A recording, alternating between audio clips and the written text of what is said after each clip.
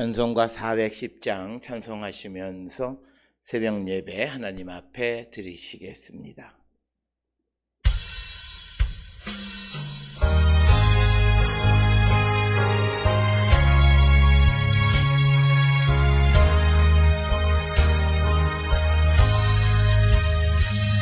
내 맘에 한 노래 있어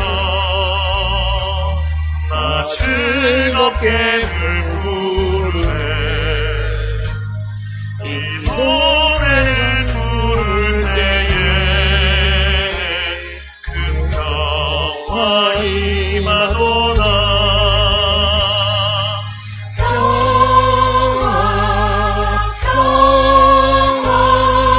하나님 주신 선물이 그 놀라운 주의 평화 하나님 선물일세 주 십자가 지심으로 날 구원해 주셨으며 주 예수님 고난마다 나 평화 누리도다 평화 하나님 주신 선물이 그 놀라운 주의 평화 하나님 선물일세 나 주님께 영광 돌려 참 평안을 넘치도다 주 하나님 은혜 보사 이 평화 누리도다 평화 하나님 주신 선물 그 놀라운 주의 평화 하나님 선물일세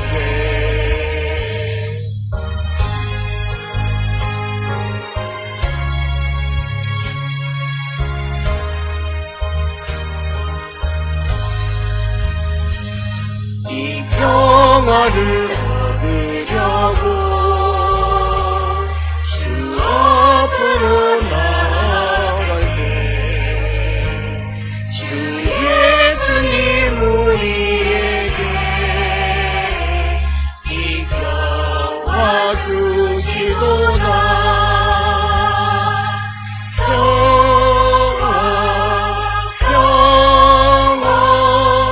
하나님 주신 선물 그 놀라운 주의 평화 하나님 선물일세 여호와께 노래하여 그의 이름을 송축하며 그의 구원을 날마다 전파할지어다. 그의 영광을 백성들 가운데에 그의 기이한 행적을 만민 가운데에 선포할지어다. 아멘. 사랑과 은혜가 충만하신 아버지 하나님 은혜를 감사합니다.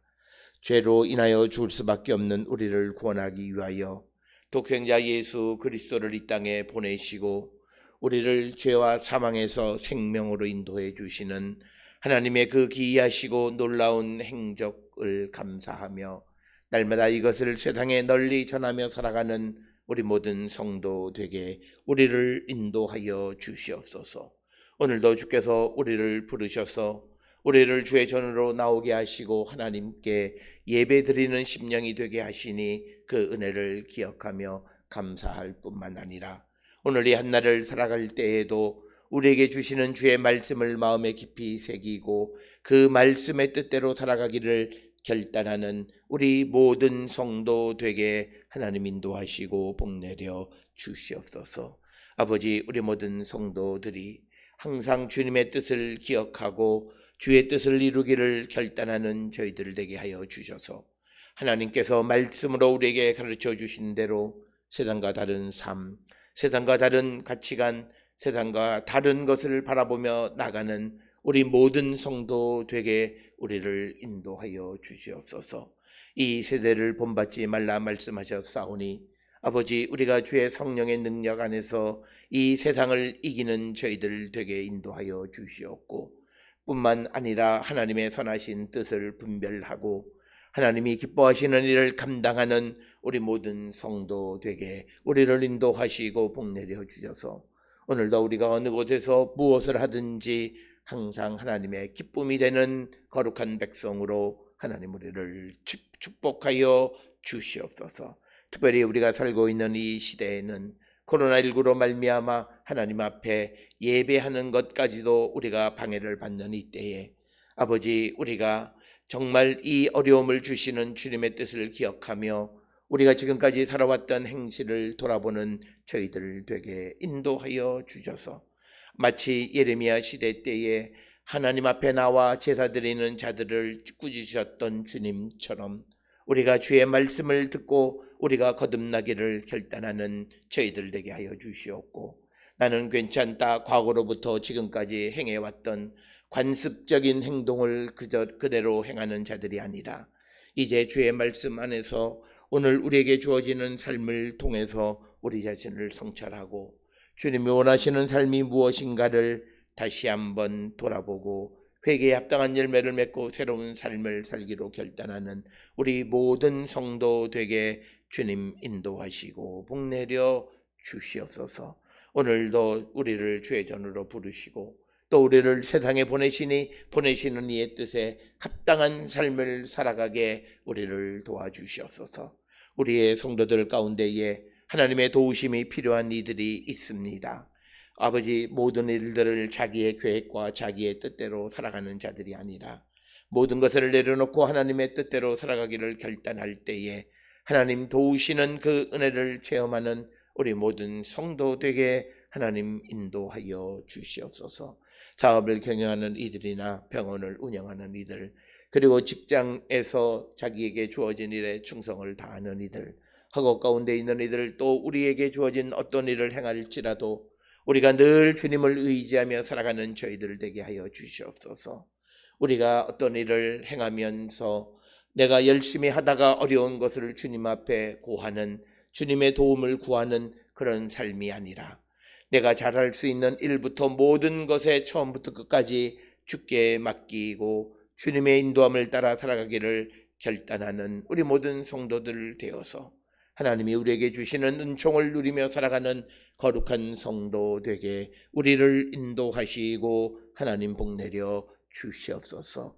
특별히 아버지, 우리 성도들 가운데 면역력이 연약한 이들, 또 여러 가지 어려움 가운데 있는 이들, 하나님 그들을 불쌍히 여겨 주시옵고 모든 것을 주께 의탁할 때에 주님 붙들어 주시고 믿음 안에 승리하는 자들에게 인도하시고 하나님 복내려 주시옵소서. 각별히 지금은 코로나19로 말미암아 아버지, 우리가 사람을 만나지 말고 우리가 홀로 있는 그런 시간을 가져야만 하는 때가 되었습니다. 홀로 주님과 관계하는 시간을 갖는 저희들 되게 하시고 하나님과의 오로지 홀로 주님을 만나는 그 고독한 시간을 통하여 주님을 깊이 만날 수 있는 우리 모든 성도 되게 우리를 인도하시고 하나님 복내려 주시옵소서. 집을 떠나 있는 이들 위에도 은혜를 베풀어 주시고 그들이 행하는 모든 일들 가운데에 하나님의 능력 체험하는 거룩한 백성 되게 아버지 축복하시고 복내려 주시옵소서. 오늘도 우리에게 주시는 말씀 안에 은혜 받는 시간으로 인도하여 주시옵기를 바라옵고 이 모든 말씀 우리 주 예수 그리스도의 이름으로 간절히 기도드렸사옵나이다. 아멘. 하늘에 계신 우리 아버지여, 이름이 거룩히 여김을 받으시오며 나라가 임하시오며 뜻이 하늘에서 이루어진 것 같이 땅에서도 이루어지이다. 오늘 우리에게 일용할 양식을 주시옵고 우리가 우리에게 죄 지은 자를 사하여 준 것 같이 우리 죄를 사하여 주시옵고 우리를 시험에 들게 하지 마시옵고 다만 악에서 구하시옵소서. 나라와 권세와 영광이 아버지께 영원히 있사옵나이다. 아멘.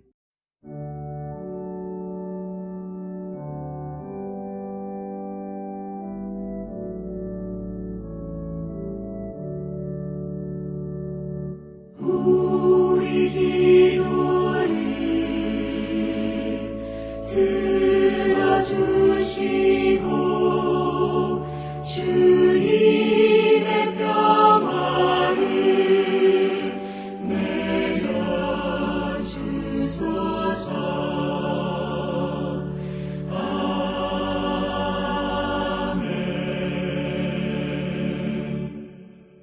오늘 이 아침 우리에게 주시는 하나님의 말씀 사도행전 19장 8절에서 10절의 말씀이 되겠습니다. 사도행전 19장 8절에서 10절에 있는 말씀 한 목소리로 합독하시겠습니다. 바울이 회당에 들어가 석 달 동안 담대히 하나님 나라에 관하여 강론하며 권면하되 어떤 사람들은 마음이 굳어 순종하지 않고 무리 앞에서 이 돌을 비방하거늘 바울이 그들을 떠나 제자들을 따로 세우고 두란노 서원에서 날마다 강론하니라. 2해 동안 이같이 하니 아시아에 사는 자는 유대인이나 헬라인이나 다 주의 말씀을 듣더라. 아멘.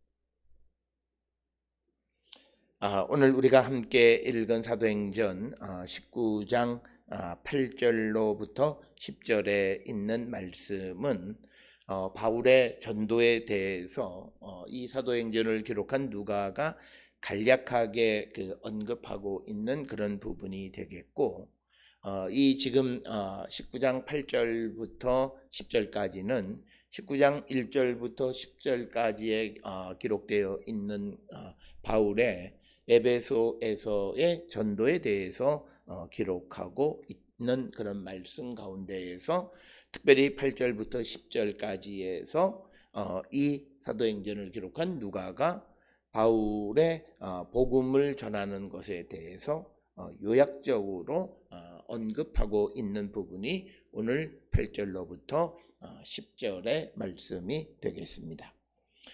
오늘 주시는 본문의 말씀을 통해서 보면 바울은 이 9절에 보면 회당에서 그가 또 역시 마찬가지로 복음을 전하고 하나님의 나라에 대해서 강론하고 권면할 때 사람들이 그것을 믿지 않고 오히려 비방하는 그런 그 박해가 몰려올 때 바울은 그렇다고 해서 그가 전해야 되는 하나님의 나라에 관한 것을 멈추지 않았다라고 하는 겁니다. 물론 그가 복음을 전하는 방식을 바꾸기는 했지만, 그러나 그가 하나님 나라에 대해서 예수 그리스도에 대해서 선포하고 또 사람들에게 가르치고 하는 일을 멈추지 않았다. 그래서 오늘 주시는 본문에 보면 두란노 서원에서 날마다 강론을 했는데 이것이 10절에 2해 동안 이같이 해서, 그래서 아시아에 사는 자는 유대인이나 헬라인이나 다 주의 말씀을 듣게 되어졌다. 그래서 오늘 주시는 8절로부터 10절에 있는 말씀은 박해 가운데에서도 멈춰서지 않는 바울의 복음을 전하는 모습이 되겠고, 특별히 오늘 주시는 이 본문의 말씀은 오늘을 살아가는 우리들에게 우리가 어떻게 하나님의 나라와 예수 그리스도에 대해서 선포할 것인가를 가르쳐 주시는 아주 짧지만 그러나 아주 강력한 말씀이 오늘 주시는 8절, 9절, 10절의 말씀이 되겠습니다. 많은 사람들은 9절에 그저 두란노 서원을 세워서 날마다 가르쳤다라고 하는 그것에 초점을 맞추는데, 큰 틀에서 바울은 고난이 오거나 박해가 온다고 해서 결코 그것을 그가 해야 되는 일을 멈추지 않았다.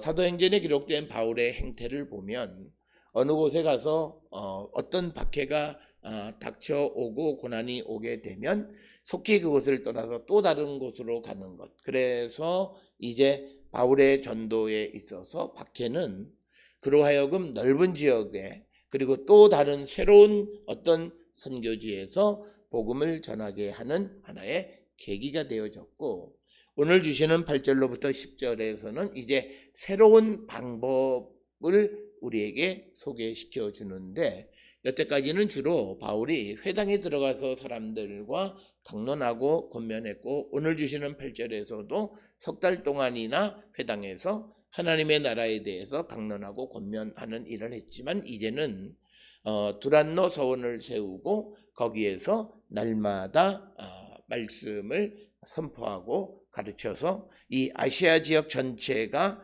누구든지 다 주의 말씀을 들을 수 있는 새로운 어떤 선교의 이 방법을 고안한 것이 오늘 주시는 8절, 9절, 10절. 그래서 이 바울이 적극적이고 긍정적인 사고를 가지고 있었다라고 하는 것은 어떤 고난이 오면서 고난에 멈춰서서 자기가 해야 될 일을 지지부진하게 뒤로 연기하거나 물리거나 또 하지 않거나 하는 그런 것이 아니라, 고난 속에서 어떻게 하면 이 일을 더 잘할 수 있을까를 생각하면서 그 고난을 헤쳐나가는 방법을 항상 모색하고 그 일을 행하는 사람이 바울이었다.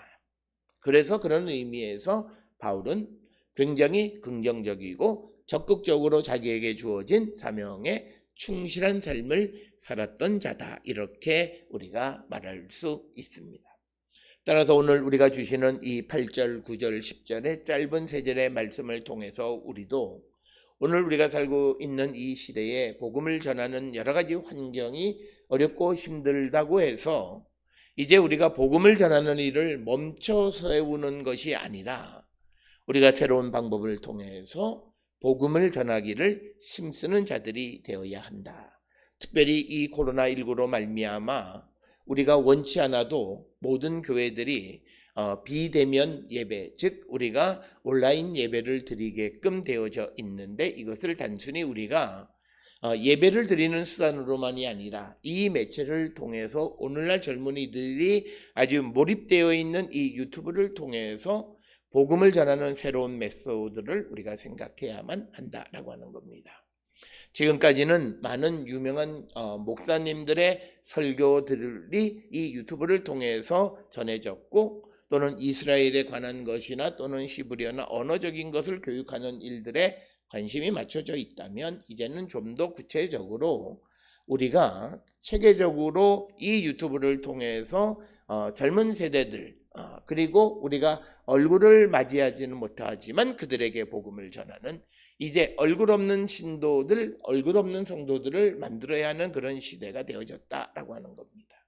그래서 어찌 보면 이 코로나19가 제4차 산업혁명 시대에 걸맞는 선교의 방법을 우리로 하여금 개척하게끔 하는 것이다. 그래서 목회자들이나 교회는 게으르지 말고 이 새로운 환경 속에서 우리도 바울처럼 새로운 선교와 전도의 메소드를 개발하는 일에 게을리해서는 안 되고, 그런 측면으로 보게 되면 지금 정부가 하는 정책이나 시책은 우리로 하여금 강제로 가게끔 하는 성령의 역사 가운데 하나라고도 말할 수 있다라고 하는 것입니다. 따라서 우리는 오늘 8절, 9절, 10절에 바울처럼 우리가 어떤 어려운 환경 속에서 물러서고 주저앉고 그래서 어쩌면 좋을까라고 하는, 그냥 우리가 한탄만 하는 그런 삶이 아니라, 이 어려운 환경 속에서 우리에게 새로운 전도의 길과 방향을 제시해 주시는 성령의 인도함을 따라 순종하는 그런 자들이 되어야 한다라고 하는 겁니다. 오늘 살고 있는 많은 이 기성세대들은 새로운 세대들이 가지고 있는 메소드에 대해서 굉장히 불안해하고 염려하고 근심하고 걱정합니다. 그래서 새로운 세대들이 갖는 그런 방식에 대해서 잘 수용하지 못하고, 그러면서도 우리가 차세대를 위해서, 다음 세대들을 위해서 준비하는 교회다라고 하는 말을 하는데, 그러려면 우리가 그 다음 세대들이 중요하게 여기는 그 매체를 통해서 복음을 전하는 일을, 그런 방식을 열심히 우리가 모색하는 자들이 되어야 한다라고 하는 겁니다. 그래서 우리가 이 코로나19는 2020년은 한국 교회에 여러 가지로 중요한 전환점이 되어지고 우리가 한 번도 해보지 않았던 그런 역사를 기록하는 그런 회의지만, 그러나 이것은 새로운 시대를 향한 한국교회의 새로운 발걸음을 내딛게 하는 그런 기회이다라고 하는 겁니다.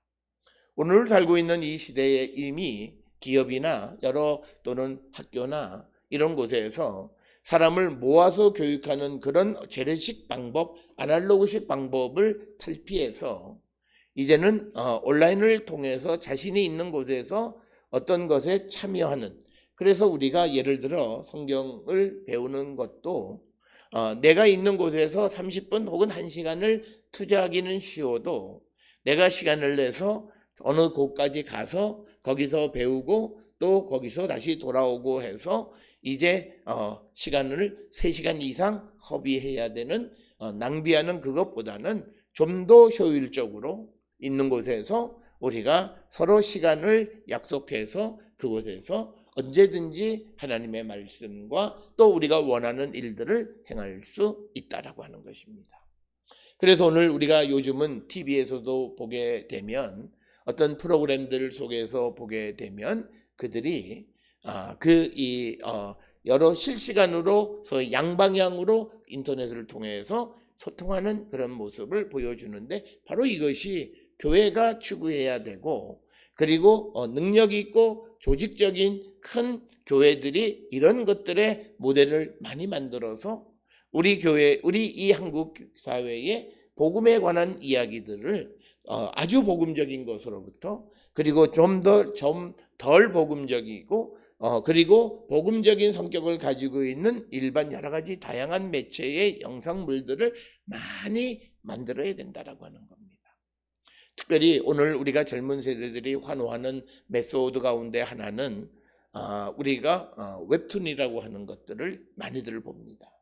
그래서 우리가 교회들이 그런 웹툰을 통해서 우리가 흔히 말하는 사도행전을 웹툰으로 만들거나 바울의 행적을 웹툰으로 만들거나, 그래서 사람들에게 흥미있게 쉽게 어떤 성경의 말씀과 정신을 배울 수 있는 그런 메소드를 많이 만드는 것이 우리에게 필요하고, 한국교회가 그런 것에 대해서 매우 더디게 가게 되어짐으로 말미암아 하나님이 우리에게 2차로 또 예배의 문을 대면을 하지 못하게 하고 다시 비대면으로 그것을 개발하게 하시는 하나님의 뜻을 깨달아서 우리 한국교회가 이제 새로운 시대를 향한 새로운 선교와 새로운 예배의 방식을 우리는 추구하는 자들이 되어야 합니다. 그래서 우리 모든 성도들이 오늘 주시는 이 사도행전 19장 8절, 9절, 10절에 있는 말씀은 지금 이 땅을 살아가고 있는 우리들에게, 이 시대를 살아가고 있는 우리들에게 바울이 새로운 선교의 방식을 제시하는 것을 통해서 우리에게 새로운 방법, 새로운 문화에 걸맞는 예배, 그리고 복음을 전하는 그 메소드를 제시해주는 매우 중요한 말씀이 된다라고 하는 것, 그것을 우리가 기억하셔서 우리도 어려운 환경 속에서 주저앉아서 우리가 교회의 쇠퇴를 바라보는 것이 아니라 어려움 속에서도 적극적으로 그것을 헤쳐나가기 위한 나름대로의 노력과 그 앞날을 향해 나가는 그런 사람들이 되어야 함을 우리에게 가르쳐 주시는 그런 말씀이 되겠습니다. 오늘 주시는 본문의 8절에 있는 말씀을 보면 바울이 회당에 들어가서 3달 동안 하나님의 나라에 관하여 강론하며 권면하되, 이렇게 기록이 되어 있습니다. 우리가 늘 사도행전을 통해서 보았듯이 바울은 항상 어느 곳에 가서 회당이 있으면 그 회당에서 유대인들과 헬라인들에게 예수에 대해서 그리고 하나님의 나라에 대해서 강론했다라고 하는 겁니다. 오늘 주시는 본문에서 3달이라고 하는 것이 어떤 기간의 3달이냐, 그리고 오늘 주시는 본문의 10절에서는 2해라고 하는 것이 기록이 되는데 이 2해와 3달은 어떤 관계냐, 그리고 또 22절에 보면 얼마 동안이다 이렇게 언급이 되어 있는데, 도대체 오늘 주시는 8절에서 3달 동안이라고 하는 것은 어떤 의미가 있는가라고 하는 그런 질문을 우리가 하게 됩니다. 그래서 어떤 이들은 회당에서 강론하고 권면해서 예수를 믿는 사람이 나오기 시작한 것이 석 달이다라고 이렇게 의미를 해석하는 사람도 있고, 그래서 복음이 받아들여지게 된 기간이 3개월 정도 걸렸다라고 이렇게 해석을 하기도 하고, 그냥 8절의 석 달을 그냥 바울이 결과에 관계없이 회당에서 석 달 동안 그냥 가르쳤다, 권면하고 강론했다라고 설명하기도 합니다. 그러나 우리가 잘 아는 것처럼 이 사도행전, 즉 누가의 그 기록 방식은 자신이 생각할 때 중요하지 않다라고 생각할 때는 언급하지 않는 것. 그래서 어느 곳에서 어느 곳을 이동할 때도 왜 떠나고 누구를 데려가고 왜 데려가고 하는 것에 대해서 별로 중요하지 않을 때는 언급하지 않는데, 오늘 주시는 본문에서 석 달 동안 담대히 전했다라고 하는 것만 기록하고 있지, 왜 석 달을 정했느냐, 석 달이 갖는 의미가 뭐냐라고 하는 것에 대해서는 본문은 전혀 언급하고 있지 않다라고 하는 겁니다. 그래서 지금까지 이 누가가 사도행전을 기록하는 방식을 통해서 보면 석 달에 그렇게 큰 의미를 둘 필요는 없다라고 우리가 이해하는 것이 바람직함에도, 많은 주석가들은 이 석 달에 대해서 의미를 부여해서 앞에서 말씀드린 것처럼 일정한 기간을 정해놓고 복음을 전했다라고 설명을 하든지, 아니면 바울이 하나님의 나라에 대해서 선포했을 때 그것을 믿기 시작한 기간이 3개월 되면서부터 믿기 시작했다라고 설명하든지, 여러 가지로 우리가 해석을 하게 된다라고 하는 겁니다. 그러면서 이제 하나님의 나라에 관해서 강론하고 권면했다라고 하는 겁니다. 바실레이아 수테오스.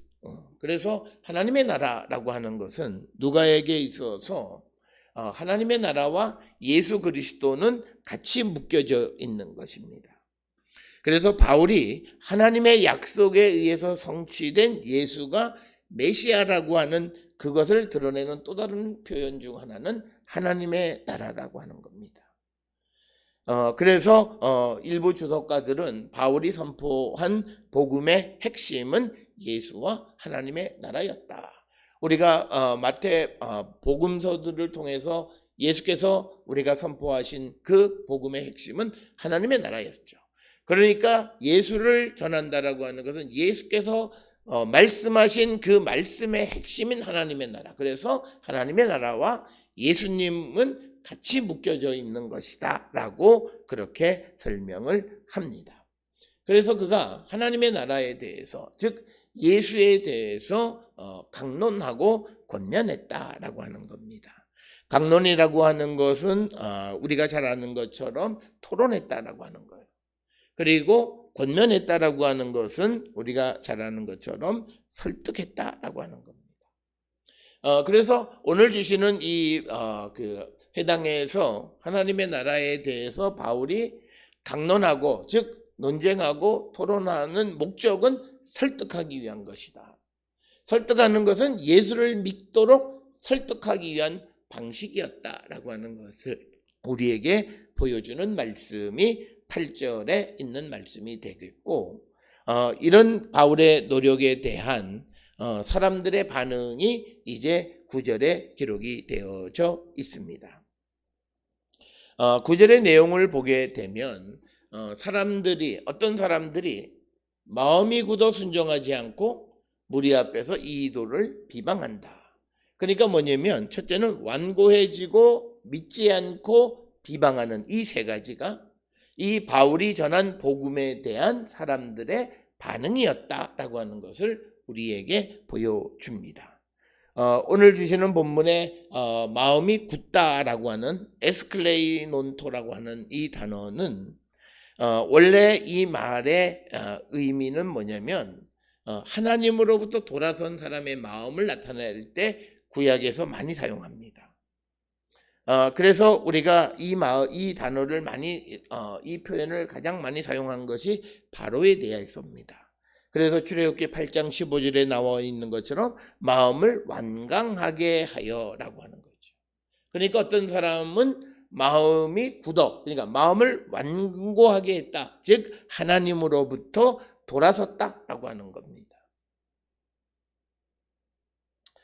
그래서 이것은 그들이 마음이 돌아섰기 때문에 순종하지 않았다라고 하는 거죠. 믿지 않았다라고 하는 거예요. 그래서 마음이 굳어지고 믿지 않고, 근데 그것으로만 끝난 것이 아니라 비방했다라고, 비방하거늘, 즉 카콜로게오라고 하는 겁니다. 이 카콜로게오라고 하는 것의 사전적인 의미는 어떤 사람에 대해서 나쁜 말을 하는 것을 의미합니다. 그래서 어떤 사람들은 마음이 굳어 순종하지 아니하고 무리 앞에서 이 도에 대해서 나쁜 말을 했고 바울에 대해서 부정적인 말을 했다라고 하는 것입니다. 그래서 오늘 주시는 이 구절의 말씀에서 이 복음에 대해서 저항하는, 반대하는 사람들의 아주 조직적인 반응은 자기의 마음이 굳어지고 그래서 믿지 않고 그래서 비방했다라고 하는 거죠. 우리가 이것을, 복음을 받아들이는 사람은 마음으로 믿고 입으로 순종하는 그런 삶을 살아가는 거예요. 그러니까 순종 대신에 비방이고, 마음으로 믿는 것 대신에 마음이 굳어 순종하지 않는 겁니다. 그래서 우리가 듣고 본 것을 마음에서 이것을 믿느냐 믿지 않느냐가 결정이 되어지는데, 오늘 주시는 본문에서 마음이 굳어지니까 믿지 않으니까 입으로 그것을 비방하게 되어졌다. 그런데 어떤 이가 듣고 본 것을 마음으로 믿으면 입으로 시인하게 되어지고, 시인하면 그것을 전하게 되어진다라고 하는 것입니다. 그래서 오늘 주시는 말씀에 복음에 대한 반응은 그 긍정적인 반응을 줄 때 마음으로 믿고 입으로 시인한다라고 하는 것과 똑같이 반대 방향이, 믿지 않는 사람, 저항하는 사람은 마음이 굳어지고 순종하지 않고 그래서 그 도에 대해서 비방하다, 나쁜 말을 하는 것, 그런 모습으로 보여진다라고 하는 거죠. 그래서 우리가 이 복음에 대한 긍정적인 반응이나 부정적인 반응이나 양태는 같은 양태를 나타내고 있고, 이처럼 조직적인 저항에 부딪히게 되자 바울이 그들을 떠나 제자들을 따로 세우고 두란노 서원에서 날마다 강론했다라고 하는 것입니다. 우리가 서두에서도 말씀을 드렸듯이 사도행전에서, 특히 바울의 행적에서 복음을 전할 때 그가 겪는 환난, 핍박이라고 하는 것은 그가 이제 복음의 다른 곳으로 우리가 옮겨서 전하게 되어지는 하나의 계기 역할을 하는 것이다. 그래서 복음을 전하는 데 있어서 어떤 환난이나 박해가 꼭 나쁜 영향만, 결과적으로 나쁜 결과를 나타내는 것만은 아니다라고 하는 겁니다. 따라서 오늘 주시는 본문에서 바울이 이제 어떤 사람들의 조직적인 반대에 부딪히게 되자 이제 그는 제자들을 따로 세우고, 그러니까 제자들을 이제 물려서 그들을 두란노 서원에서 강론했다라고 하는 겁니다. 자, 그러면 오늘 주시는 본문 9절에서 제자들은 누구를 의미하느냐라고 하는 것에 대해서 아마도 8절에서 회당에서 석 달 동안 하나님의 나라에 대해서 강론하고 권면했을 때 그 복음을 받아들인 사람들을 의미하는 것으로 주석가들은 생각합니다. 그래서 그 사람들을 따로 세우고 두란노 서원에서 날마다 그들에게 강론을 했다라고 하는 겁니다. 이 두란노 서원에서 우리말로 서원으로 번역한 스콜레라고 하는 것은 사람의 모임, 이런 장소를 나타내는 것입니다. 그래서 두란노는 바울이 빌린 것이고, 거기에서 공개 토론장을 만들어 놓은 것이다 라고 하는 거죠. 그래서 폭넓게 복음을 전할 수 있게 되어졌다라고 하는 거예요. 그래서 오늘 우리가 주시는 말씀에는 언급이 없지만 일부 주석가들은 이 두란노에서 바울이 제5시로부터 10시, 즉 오전 11시부터 오후 4시까지 날마다 강론을 했다, 이렇게 설명을 하기도 합니다만, 그러나 우리가 그가 5시부터 10시까지 강론했다라고 하는 것의 구체적인 기록은 우리가 찾아볼 수가 없다라고 하는 것이고, 특별히 오늘 주시는 본문에서 우리가 전에는 그가 어떤 한 지역에서 박해를 받으면 다른 곳으로 옮겨갔지만, 이제 그곳에서 다른 방식을 취하게 하시는 성령의 인도하심에 따라 그가 두란노 서원에서 서원을 세우고 날마다 그곳에서 공개 토론, 즉 하나님의 나라에 대해서 논쟁하고 토론하고 설득하고 권면하는 일을 행하였다라고 하는 것입니다. 그래서 오늘 주시는 본문에 이처럼 그가 10절에 2해 동안 그 일을 행했다라고 하는 거죠. 2년 동안 이렇게 복음을 전하게 되니까 아시아에 사는 자는 유대인이나 헬라인이나 다 주의 말씀을 듣게 되어졌다라고 하는 겁니다. 그래서 바울이 이 고린도의 이 에베소에서 이 상황에 따라서 그가 다른 방식을 통해서, 즉 두란노 서원을 세워서 그것을 통해서 공개 토론을 통해서 하나님의 나라와 예수에 대해서 선포하게 되자 선교의 그 지평이 훨씬 더 넓어지게 되어졌다라고 하는 겁니다. 그래서 오늘 주시는 본문에 아시아에 사는 자는 유대인이나 헬라인이나 다 주의 말씀을 듣게 되어졌다라고 하는 겁니다. 즉 조직적인 방해를 통해서 새로운 메소드를 만들어서 이제 복음을 전하게 되자 오히려 그것으로 말미암아 복음이 더 넓게 확장되어졌다라고 하는 겁니다. 따라서 오늘 우리가 살고 있는 이 시대에도 여러 가지로 복음과 우리 교회와 신앙생활이 막히는 이런 현실 속에서 좌절하고 절망하고 주저앉는 것이 아니라 이 현실 속에서 새로운, 마치 바울이 두란노 서원을 세워서 공개 토론을 통해서 복음을 널리 전했던 것처럼 우리가 현 시대, 새로운 세대에 맞는 새로운 복음의 장을 만들어서 복음을 널리 전하는 일을 행하는 교회와 성도들이 되어야 할 줄 믿습니다. 오늘 주시는 이 사도행전 19장 8절로 10절의 짧은 말씀을 통해서 오늘처럼 우리가 기독교인으로 세상을 살아가는 것이 매우 힘들고 그 가운데에서 복음을 전하는 일도 매우 어렵고 또 감염병 때문에 모여서 성경 공부도 할 수 없는 이 시대에 우리가 어떻게 복음을 전할 것인가를 우리가 긍정적으로 생각하고 그것을 타파하는 새로운 메소드를 우리가 찾아간다면 오늘 주시는 10절처럼 더 널리 하나님의 말씀을 전하는 계기가 되어질 수 있다라고 하는 그것을 기억하셔서 주저앉지 말고 우리에게 주어진 환경에서 최선을 다하는 그런 성도, 과거로만 자꾸 돌아가려고 하는 그런 나태하고 게으른 삶의 모습이 아니라 새로운 시대에 걸맞는 복음의 방법을 우리가 기도하고 또 그 길을 찾아가는 우리 모두가 될 수 있기를 주의 이름으로 축원합니다. 기도하시겠습니다. 사랑과 은혜가 충만하신 아버지 하나님 은혜를 감사합니다. 우리가 이 땅을 살아가는 모든 삶이 하나님의 계획 속에 있는 줄 믿습니다. 아버지, 바울은 에베소에서 복음을 전할 때 조직적인 저항에 직면하자 그가 행했던 복음 전하는 일을 멈춘 것이 아니라 새로운 방법으로 두란노 서원을 세워서 공개 토론장을 만들어 그것을 통해 복음을 아시아 전역에 전파하는 것을 봅니다. 오늘 우리가 살고 있는 이 시대에 모여서 하나님의 말씀을 배우기도 어렵고 예배조차 드리기 어려운 환경 속에서 우리가 좌절하고 절망하고 과거의 우리의 행태만을 고집하는 자들이 아니라 이제 새롭게 주어진 이 온라인상에서 복음을 더 열심히 전하고 또 복음이 좀 더 확장되어질 수 있도록 우리가 그 사명을 잘 감당할 수 있도록 기도하고 주의 인도함을 구하는 저희들 되게 하여 주시옵소서. 이제 복음을 우리가 과거에는 해외 선교지로 나가서 전했다면 이제는 유튜브를 통하여 얼마든지 우리가 있는 곳에서 해외를 향하여 복음을 전할 수 있는 길이 열렸음을 우리가 깨닫고 우리의 눈을 뜨게 하신 하나님께 감사하며 이 기회를 선영하고 이 기회를 통해서 복음을 널리 전하기를 힘쓰는 우리 모든 성도되게 인도하여 주시옵소서.